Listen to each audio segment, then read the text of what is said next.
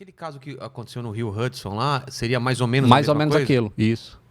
Você viu? Perdeu os dois na decolagem e ele foi planando até pousar no rio. Cara, que doideira. Imagina o pânico de você estar no meio tava no meio da cidade de Nova York. Ele chegou a sobrevoar Chegou. a cidade, Isso. atravessou. Ele decolou de LaGuardia, né? Prédio pra tudo quanto é lado Caramba. ali. E ele... Foi bom ter dado problema logo de cara ou isso é ruim? Não, isso é muito ruim. É? Isso é muito ruim.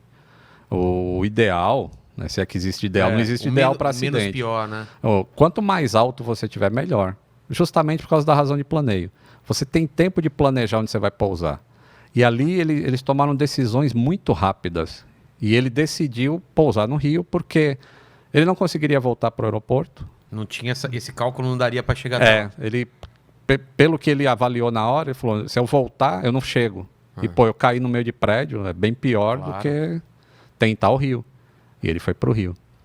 Cara, Esse é um das coisas que as pessoas falam assim, pô, se o avião um dia for autônomo, de inteligência artificial, não tem mais piloto, será que um algoritmo tomaria essa decisão que esse cara tomou?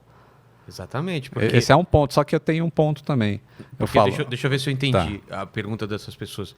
Porque se ele chega à conclusão que dá para voltar pro pro aeroporto, e dá para pousar no Rio, mas no aeroporto ele teria a integridade do avião ficaria melhor e no Rio, por exemplo, ele machucaria mais o avião. E ele tem um parâmetro de tentar salvar as pessoas e também manter o avião na melhor qualidade, assim. Aí ele ia por lá, mas, porra, esse daqui tava mais perto. Você entendeu o meu pensamento? Mas ele não, nessa hora, você não pensa... Não, tô falando se fosse uma máquina, se fosse se fosse uma máquina? uma inteligência, que sim. ela tivesse essas programações. Um humano, claro que nunca vai pensar na máquina, mas a máquina faria, eu vou tentar o melhor dos mundos. Trazer o avião inteiro e trazer todo mundo. Sendo que aqui eu vou ferrar com o avião, mas vou salvar todo mundo. Então ele vai tentar o melhor dos mundos. Isso, ele vai fazer milhares de cálculos por segundo. Mas tem uma coisa interessante. Na hora que ocorreu a colisão com os pássaros, que é esse acidente especificamente, um bando de ganso canadense passou na frente do avião e os dois motores não suportam isso. O tempo que um ser humano demora para identificar o problema é muito maior do que a inteligência artificial faria. Ah, tá. Entendeu? Para a inteligência artificial seria muito rápido. Perdi os dois motores, eu estou a tal altitude, o vento é tanto, já está todos os cálculos ali disponíveis para ele tomar a decisão. E de repente seria mais fácil voltar para o aeroporto. E essa é uma das questões que o filme levanta. Que no simulador de voo, os pilotos conseguem voltar para o aeroporto na altitude que ele perdeu os dois motores. E aí o piloto fala, mas vocês não estão levando em conta o tempo que eu levei para identificar o problema. Põe mais 7 segundos aí, que foi o tempo que eu levei. Pô, 7 segundos é nada. Mas foi o tempo necessário para ele identificar. E aí com 7 segundos o avião não chegava mais. Cara, É 7 segundos sensacional. muda totalmente o panorama do negócio, cara. Que doido, velho. Muito legal. E nesse ponto você tá na mão do homem, né? Porque deu esses problemas ou ainda assim a máquina ajudou ele a pousar no Rio? A máquina ajudou bastante. O Airbus A320. Na verdade, o Sully, que era o comandante do voo, e o copiloto Que dele... era o Tom Hanks. Foi o Tom Hanks Foi o que Tom pousou. Hanks, O Tom Hanks Na vida tá em real. tudo. Esse cara, eu queria ele no meu avião, cara. Se o Tom Hanks tá no avião, eu tô tranquilaço, velho. Não, ele tá em todos os acidentes. Ele foi o náufrago, né? Não, Apollo 13 ele tava Apollo também? 13 também tava, voltaram. Esse cara, porra. Ele consegue voltar. Ele que ficou também aquele filme que o cara fica preso no aeroporto lá. Também, né? É ele, não é? Muito bom esse filme. E inclusive, quando outras pessoas estão presas, ele vai buscar. Ele foi buscar o soldado Ryan lá também. Isso, Esse é o cara. Acho que chamou o Terminal, né? É o Terminal. É terminal, isso aí.